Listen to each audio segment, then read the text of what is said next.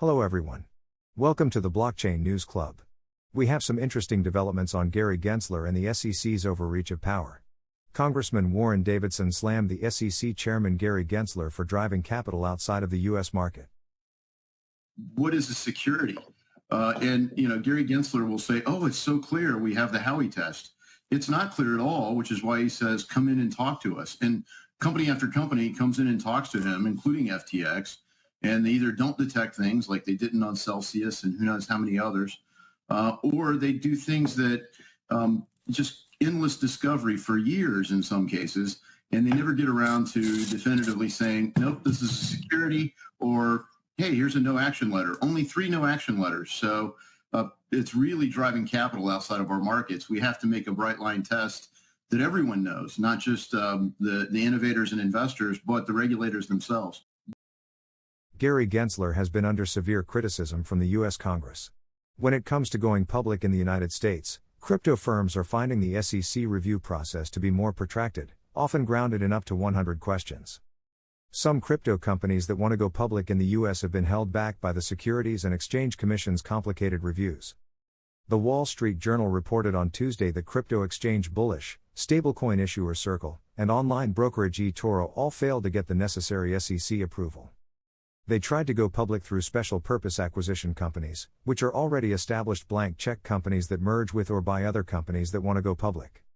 Statistica says that the number of SPAC deals in the U.S. has gone through the roof over the past few years, from 59 in 2019 to 613 in 2021.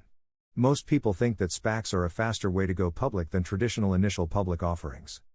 Even though Galaxy Digital didn't want a SPAC deal, the SEC also stopped it from listing on the Nasdaq. This was reported by Wall Street Journal. In April, a source told Blockworks that the listing process was taking longer than expected. So, what's taking so long? It is said to be the number of questions SEC regulators have asked crypto companies, but so far they haven't been happy with the answers. A report says that Coinbase, which is almost the only pure-play cryptocurrency company to go public, was sent 3 letters with questions before its direct listing in April 2021. Wall Street Journal said that Block.one's Bullish was sent 10 letters as part of a review process that took more than a year. Someone said that Galaxy got a letter with more than 90 questions and Circle got a letter with more than 100 questions. In the case of eToro, the SEC was said to have been interested in how the company kept track of the digital assets its users owned. A spokesperson for eToro told Blockworks, "We still see going public as part of the company's future, but we will wait for the right time to take this next step." Gary Gensler, the chair of the SEC, has said in the past that regulators should think of most cryptocurrencies as securities, which puts them under the SEC's jurisdiction. The fall of FTX in November also seems to have made people look more closely. The SEC put out new rules that asked companies that were already public to describe the risks they face in the crypto sector. In December, Circle pulled out of its SPAC deal. In a tough bear market, the long review process has made it harder to raise money through public offerings. This has made the SEC an even bigger pain in the industry's side. A blockchain project backed by China is proposing an alternative to SWIFT for stablecoins and CBDCs. Red Date Technology, which is based in Hong Kong and designed China's state-backed blockchain-based service network, has started a new project to use both stablecoins and digital currencies from central banks in cross-border payments. This looks so similar to Ripple Net's on-demand liquidity. The South China Morning Post said that the plan was announced this week at the World Economic Forum in Davos, Switzerland. The future platform, which will be called Universal Digital Payments Network, should make sure that the two types of tokens can work together. The UDPN white paper explains that the goal is to let businesses from different countries transact and settle in different regulated digital currencies. The government-backed company wrote the following to explain its plans in more detail.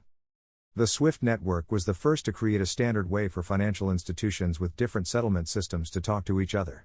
The UDPN will do the same thing for the next generation of CBDCs and stablecoins.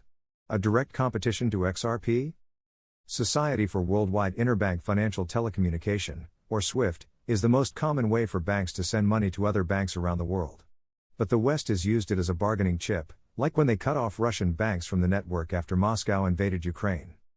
Both Russia and China have asked SWIFT to give them more freedom. Since 2014, the Russian government has been working on its system for transfer of financial messages. In 2015, Beijing launched the cross-border interbank payment system.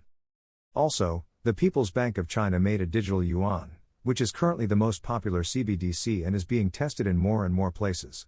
A digital ruble is being made, and the Russian Federation is moving up the date of its launch because of sanctions from the West. Red Date said that between January and June, a number of global Tier 1 banks will take part in a series of proof-of-concept tests. It didn't name them by name, but there were people from Deutsche Bank, HSBC, Standard Chartered, and the Bank of East Asia at the UDPN event. Together with China Mobile, which is owned by the government, UnionPay, which clears bank cards, and the State Information Center, which is a government think tank, the company launched BSN in 2020. Its main goal is to make it easier for blockchain to be used in corporate IT systems. Now, take a look at this. UDPN, in particular, noted that it would not work with decentralized public cryptocurrencies like Bitcoin, perhaps underscoring its efforts to comply with the ongoing Chinese ban on cryptocurrencies. Beijing is keen to prevent any form of capital outflow in the form of stablecoins or digital assets. According to the white paper for the project, UDPN will start out with 2 different stablecoins. The pilot commercialization is set for the middle of the year. The project team thinks that in the near future, the network will be able to support most CBDCs and regulated fiat-based stablecoins around the world. The system would also be expanded to allow the traditional messaging networks to work together. UDPN has a standard for messaging that is used by multiple digital currency systems. This is important for making CBDC and stablecoins work better together. The system will also make it easier for commercial banks to join a fully decentralized economy. An alliance of financial institutions and fintech firms will run the system.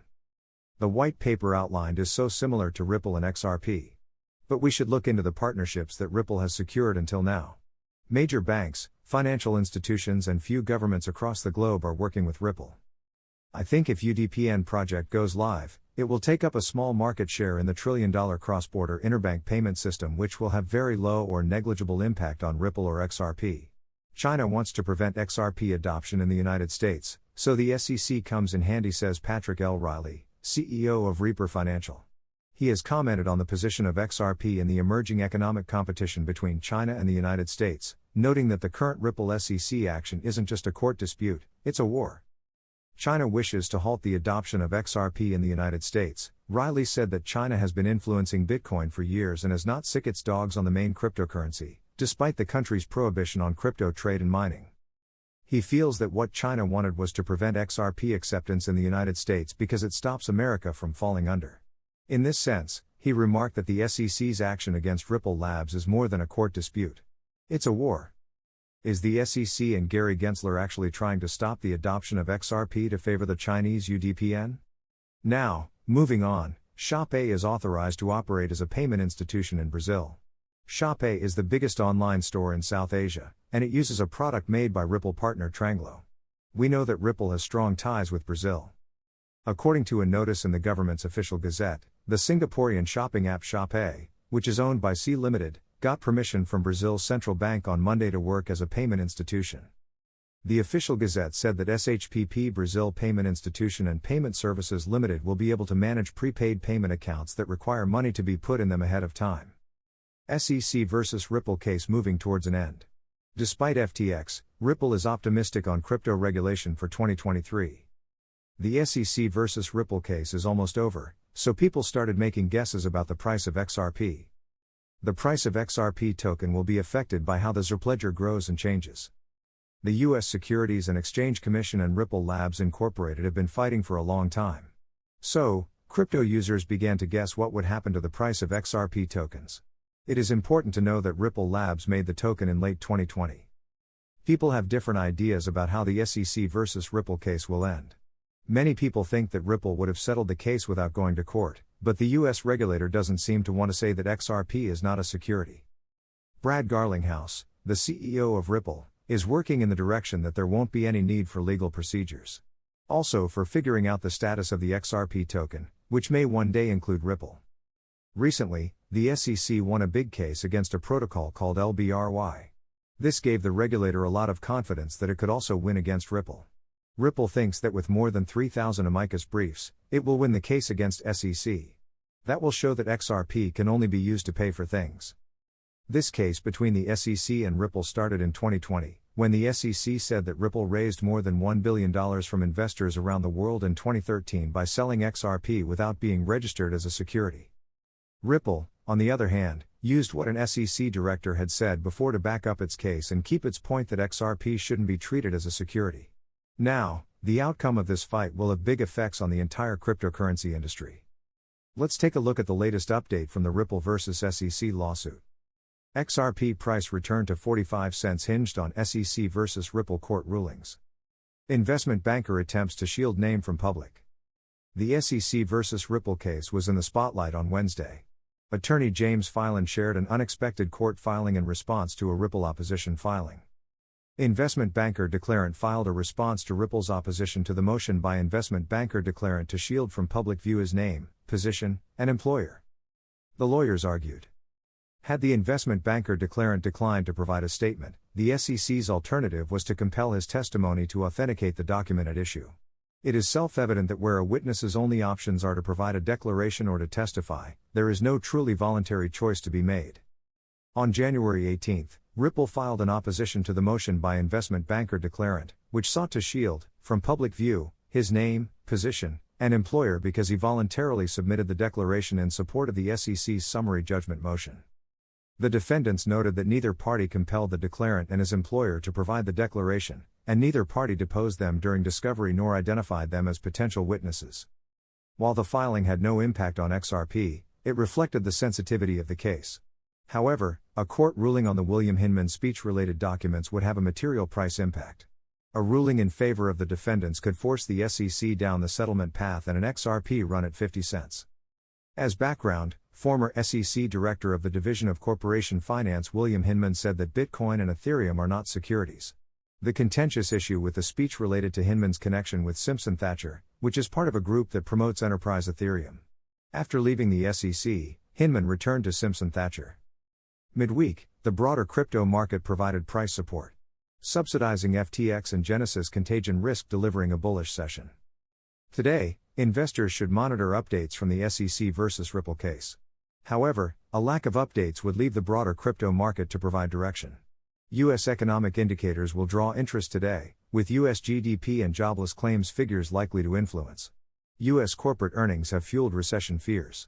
A sharp increase in jobless claims would test the appetite for riskier assets. Even while there are many grounds in support of Ripple's success, the result of the legal fight with the XRP community remains on a knife's edge.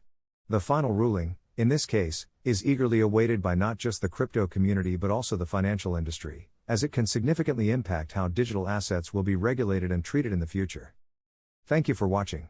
Please subscribe for regular updates in the blockchain community.